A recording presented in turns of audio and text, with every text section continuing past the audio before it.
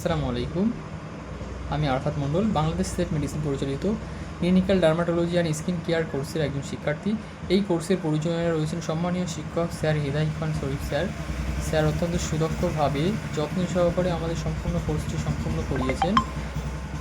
এই কোর্সের একটি গুরুত্বপূর্ণ টপিক নিয়ে আমি সংক্ষিপ্তভাবে আলোচনা করছি, সেটি হলো স্ক্যাবিস। স্ক্যাবিস হচ্ছে আমাদের সার্কোপ্টাস স্ক্যাবি নামক পরজীবীর সংক্রমণ। আমাদের ত্বকের মধ্যে এই পরজীবীটি সুড়ঙ্গ তৈরি করে ডিম পাড়ে এবং দ্রুত বিস্তার লাভ করে আমাদের ত্বকের মধ্যে। ফলে আমাদের ত্বকের বিভিন্ন জায়গায় ফুসকুড়ি টাইপের বা ছোট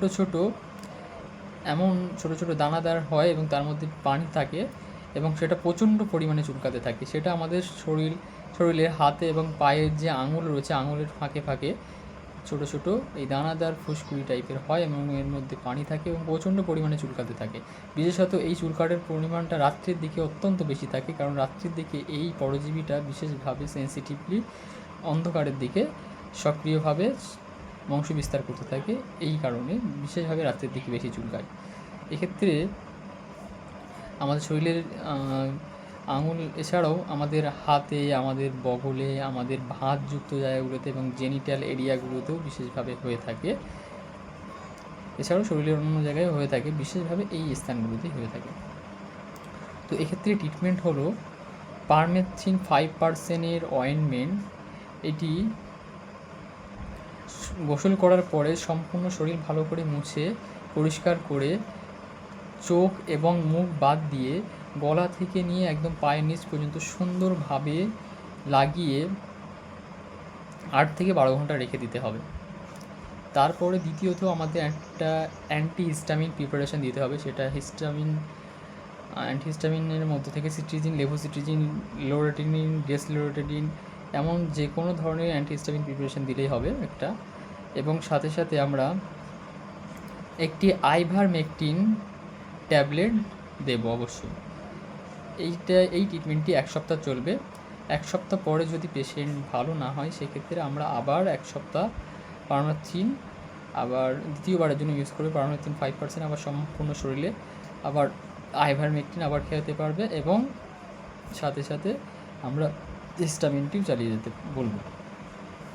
তারপরেও যদি এক্ষেত্রে পেশেন্টের অনেক সুস্থতা হয়ে যায়, তারপরে যদি দ্বিতীয়বারের জন্য আবার অত্যন্ত চুলকানো বেড়ে গিয়ে যেটা যদি ব্যাকটেরিয়াল ইনফেকশনের দিকে যায়, মানে যে স্থানগুলো চুলকাতে অনেক ক্ষত হয়ে যাচ্ছে, সেখানে যদি পুঁজ তৈরি হয়, ঘা টাইপের তৈরি হয়, সেক্ষেত্রে আমরা টপিক্যাল অ্যান্টিবায়োটিক ইউজ করতে বলি। সেক্ষেত্রে মিউকোসিন অয়েনমেন্ট অথবা ফুসিডিক অ্যাসিড ইউজ করতে হয়।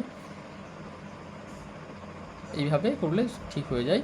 এবং খুব গুরুতর যদি পুঁজ হয়, সেক্ষেত্রে আমরা সিস্টেমিক অ্যান্টিবায়োটিকও দিয়ে থাকি। সেক্ষেত্রে অ্যামোক্সিসিলিন বা সিফ্লোসিন গ্রুপের অ্যান্টিবায়োটিক, সেভোরক্সিম বা ক্লিন্ডামাইসিন বা এক্ষেত্রে ফ্লুক্লোক্সাসিন দেওয়া হয়। ঠিক আছে। এবং বিশেষভাবে রোগীর জন্য সতর্কতা অবলম্বন করা বা হাইজিন মেনটেন করাটা খুবই গুরুত্বপূর্ণ, কারণ এইটা হচ্ছে এক ধরনের ছোঁয়াচে রোগ বা কন্টেজিয়াস ডিজিজ বলা হয়। এটা খুব দ্রুত এই রস বা এই ব্যক্তির ব্যবহৃত যে কোনো জিনিসের সংস্পর্শে বা অন্য কেউ ব্যবহার করলে তার শরীরে সংক্রমণ হওয়ার সম্ভাবনা সবচেয়ে বেশি থাকে। সেক্ষেত্রে সে খুব গুরুত্বপূর্ণভাবে তার হাইজিনটা গুরুত্বপূর্ণভাবে মেনটেন করবে।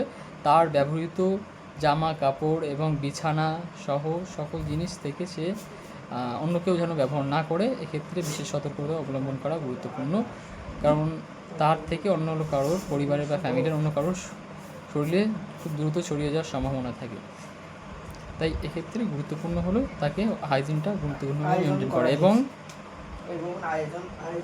ধন্যবাদ। এইভাবেই আরও যদি বিশেষ সমস্যা হয়, যদি না ছাড়ে, সেক্ষেত্রে আমরা একজন স্কিন স্পেশালিস্ট বা পোস্ট গ্রাজুয়েট সম্পূর্ণ ডার্মাটোলজিস্ট শরণাপন্ন হতে হবে। Thank you. হেল্প